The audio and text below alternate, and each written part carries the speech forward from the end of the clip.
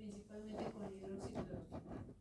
Esto puede variar de 6 a 7 por kilogramo de peso, pero casi la gran mayoría iniciamos con 400. Por lo menos 3-4 meses. Si vemos de que relativamente el dolor ya está controlado, está más tranquila, lo que nosotros vemos es de que puede entrar un periodo de remisión.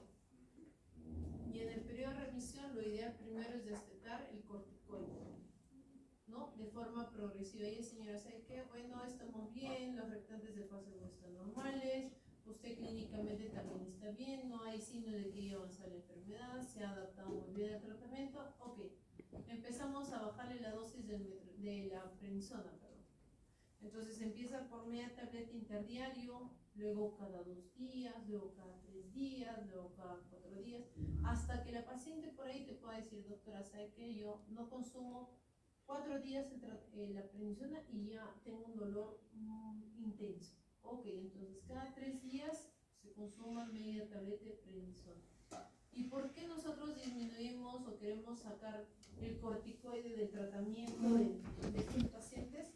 Porque tiende a ocasionar osteoporosis, ¿no? Entonces la osteoporosis por corticoides es cuando el paciente consume por lo menos 5 miligramos de prednisona por más de 3 meses. Y estos pacientes consumen toda una vida. Por eso lo que se quiere es llegar a una remisión, y cuando hay una remisión lo primero que destetas es el corticoide para bajar esta incidencia y que el paciente pueda sufrir de osteoporosis, ¿no? Entonces, si yo veo que el paciente está yendo bien con el metrotexato, está yendo bien con la hidroxicloroquina, lo sigo manteniendo en esa misma dosis. Pero si yo veo que ya el metrotexato no lo tolera, siempre está con náuseas, siempre está con los vómitos, con los dolores abdominales, se le va el apetito 3-4 días después de que consume el medicamento, entonces le tengo que sí o sí rotar. Y la rotación es con la sulfasalacina o la eflunamida. Entonces ahora, si yo veo que el paciente tolera bien el metrotexato, la hidroxicloroquina también puede estar yendo bien, pero el paciente a pesar de eso yo veo que sigue limitando la articulación, sigue habiendo sinovitis o sigue habiendo actividad, le incremento un medicamento más. Es decir, que le puedo dar metrotexato y le doy leflunomida. Todos los días la leflunomida se consume porque viene en presentación de 20 miligramos. Entonces ya está con una doble terapia o triple terapia. Si no logro yo que estos medicamentos controlen la enfermedad y veo que sigue habiendo reactantes de fase aguda elevados, que sigue habiendo limitación y dolor, me puedo ir a los biológicos. Entonces le empiezo a dar el biológico, ¿por qué? Porque estos biológicos ya actúan a nivel de las interleuquinas, actúan a nivel del factor de necrosis tumoral.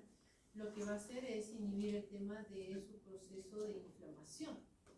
Entonces así en la inflamación no daña la membrana sinovial y por lo tanto el paciente ya no tiende a tener esos problemas de anquilosis ni limitación, ¿no? Entonces se le podría dar.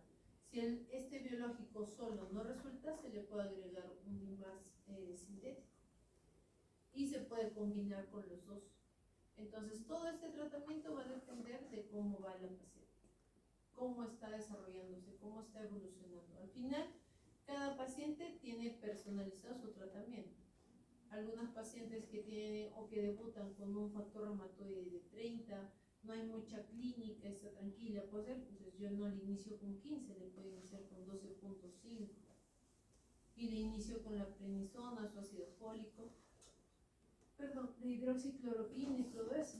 Entonces relativamente con eso yo controlo la enfermedad, pero no le doy una dosis muy alta, porque relativamente los valores no son tan altos y clínicamente la paciente no está muy comprometida.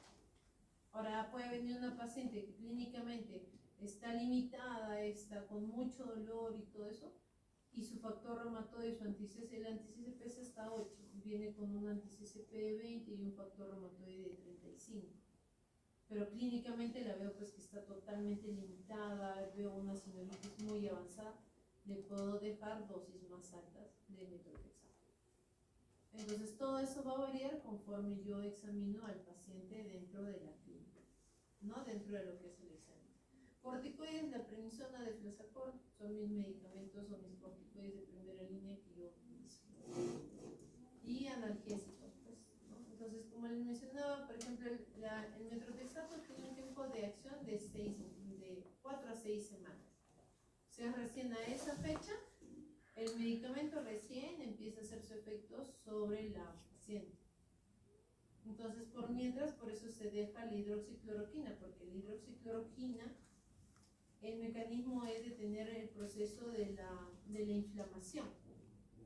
Entonces, las interleuquinas todo lo empieza a controlar bien hasta que el metrotexato pueda hacer su función inmunosupresora, ¿no?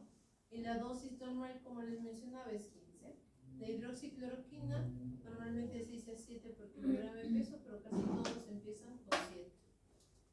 Sulfasalacina, leflunomida, la sulfasalacina, dependiendo de cómo está yendo el paciente, puede llegar hasta 3 gramos por día, es decir, 6 tabletas.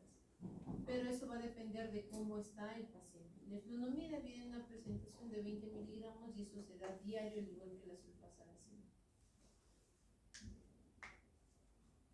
Los corticoides, por ejemplo, la prednisona no debe ser mayor de 10 miligramos, ¿no? O sea, debemos de darle 5, no 10, o sea, 5. Y si es una paciente que tiene actividad, según las guías clínicas, le podemos dar metilprednisolona de 125 miligramos intramuscular o endovenoso por 3 días, ¿no? Que es muy distinto a pulsarla con metilprednisolona de 750 gramos, que sí o sí se les da a las lúpicas, a las que tienen miopatía, a las que tienen esclerodermia, a las que tienen vasculitis, ¿no? Entonces yo les debo de dar una dosis muy alta en ellos previa desfocalización.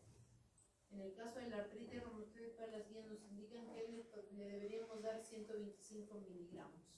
No, que en ml equivale a 1 ml, ¿no? Intramuscular, la paciente relativamente puede copiar algo.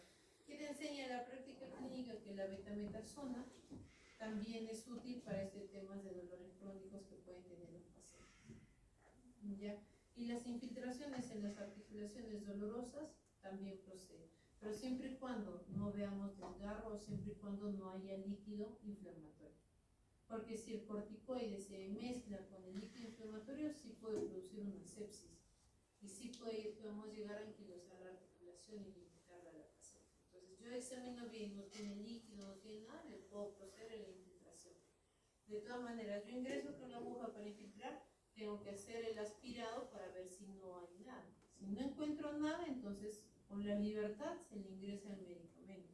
Entonces, ¿qué hace? Baja el dolor y baja la inflamación a nivel de la zona, a nivel tópica, ¿no? Digamos a nivel de la articulación. No es tanto sistémica como la metilprednisolona. ¿Ya? Síntomas de efectos adversos, normalmente siempre gastrointestinales, hepatotoxicidad, puede haber náuseas, vómitos, ¿no? Y en estos pacientes que pueden presentar todos estos inmunosupresores relativamente. Entonces, este es un algoritmo donde relativamente vemos metrotexato como monoterapia de inicio junto con el corticoide. Vemos 1 o 3 meses, si está bien la enfermedad, continuamos con la misma medicación, pero si yo veo que esta enfermedad no está yendo bien, le agrego un imaman, entonces le puedo agregar la leflo o la sulfasalacina. Ahora, si yo de primera instancia veo a una paciente que es alérgica, no tolera el metrotexato, sí le tengo que iniciar con otro inmunosupresor, ¿no? Pero siempre mi corticoide de la mano. Entonces, si está bien, genial. Si está mal, modificamos. Entonces, la modificación ya es con los biológicos, ¿no? Si con el biológico está bien la señora, continuamos. Si está mal, agregamos un IMAR bioral, que son el metrotexato, la sulfasalacina, ¿no? Pero normalmente siempre se usa con el metrotexato. Entonces, la paciente ya tiene con esto controlar un poco más la enfermedad, ¿no? Como conclusiones, artritis reumatoide es una enfermedad crónica sistémica autoinmune de etiología desconocida, afecta la membrana sinovial, tiene un dolor característico tipo inflamatorio, limitante, discapacitante, que es por eso que viene el paciente al consultorio, ¿no? Se maneja con los criterios de diagnóstico de ACR celular para ver más de 6, es un paciente que ya tiene diagnóstico, ¿no? ¿Y qué es lo que al final tenemos que buscar con esto? Si el paciente se adhiere al tratamiento, es un paciente que relativamente se va a limitar tan rápido, ¿no? Hay pacientes que nosotros vemos en consultorio que están como 30, 40 años con enfermedad y relativamente esas manos no tienen pero una sinovitis activa, ni deformadas, ni nada. Entonces, por eso es importante que nosotros como médicos orientemos y expliquemos bien la enfermedad que tiene el paciente. ¿Ya? Y eso sería todo lo que es